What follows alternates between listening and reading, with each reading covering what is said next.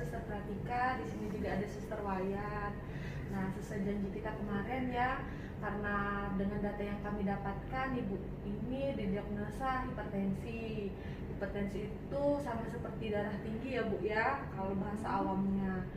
Nah, di sini kita akan menjelaskan apa itu hipertensi ataupun darah tinggi, kemudian bagaimana sih cara mengatasinya, apa penyebabnya, kemudian makanan-makanan apa yang harus ibu makan, ibu konsumsi, kemudian biar darah ibu stabil itu akan kita jelaskan bersama dengan Suster Wayan kayak gitu. Nah, sebelumnya ibu tahu nggak sih Bu, hipertensi atau darah tinggi itu apa? Darah tinggi itu kalau tensi tinggi ya Sus ya. Soalnya kalau dulu saya selalu tensinya normal-normal aja Sus. Karena kan darah tinggi itu Bu bisa banyak penyebab dan faktor-faktornya kayak gitu, terutama dari umur ya Bu ya. Mungkin di masa muda ibu tensinya stabil, dan ini umur ibu sudah sekitaran 50-an kan. Nah, coba ibu ingat-ingat lagi, apakah ada faktor lain atau pola makan ibu ataupun bagaimana, bisa diceritakan nggak Bu masalah darah tinggi yang ibu alami saat ini? Biasanya sih tensi saya normal ya Sus. Seingat saya orang tua juga nggak ada ya yang tensinya tinggi. Soalnya baru-baru ini sih, waktu itu kan saya ngeluh sakit kepala. Nah, saya cek lah ke dokter, baru ketahuan kalau tensi saya tinggi. Itu pun baru beberapa tahun ini semenjak saya kan kurang teratur nih, nggak teratur. Terus saya ke dokter karena diiringi dengan sakit kepala. Nah, baru ketahuan tensi saya tinggi di situ, tapi biasanya normal. Tensi ibu, boleh tahu tensinya ibu sekarang berapa?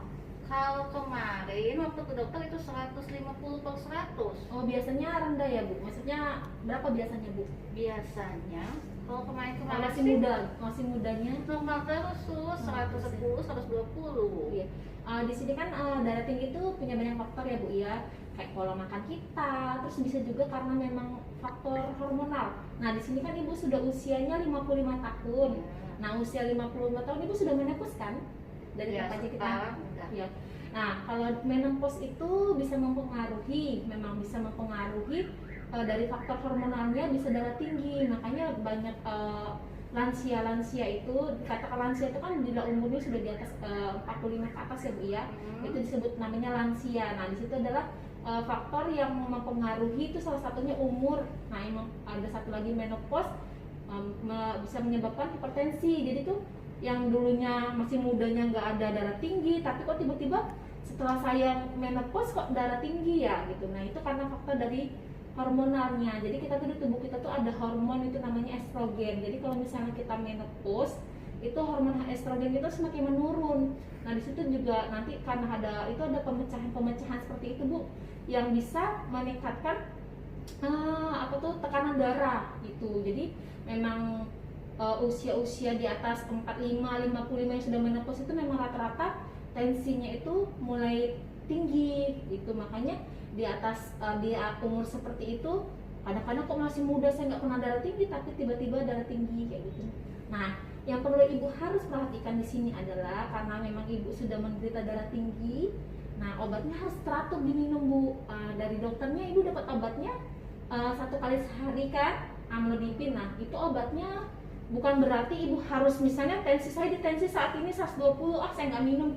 Itu tidak boleh. Kalau obat darah tinggi itu harus diminumnya teratur. Kalau pagi-pagi terus, kalau malam-malam terus, atau siang-siang terus gitu. Jadi nggak boleh berhenti gitu Bu. Ibu gimana kok sekarang pola minum obatnya? Biasanya saya sebelum tidur sih Sus. Sebelum tidurnya ya, itu harus teratur ya Bu ya, nggak boleh nanti. Itu karena obat darah tingginya ibu dikasih dokter itu bukan cuma untuk menurunkan tensi, tapi menstabilkan biar tensi ibu itu stabil, yang tidak tiba-tiba tinggi, tiba-tiba rendah seperti itu.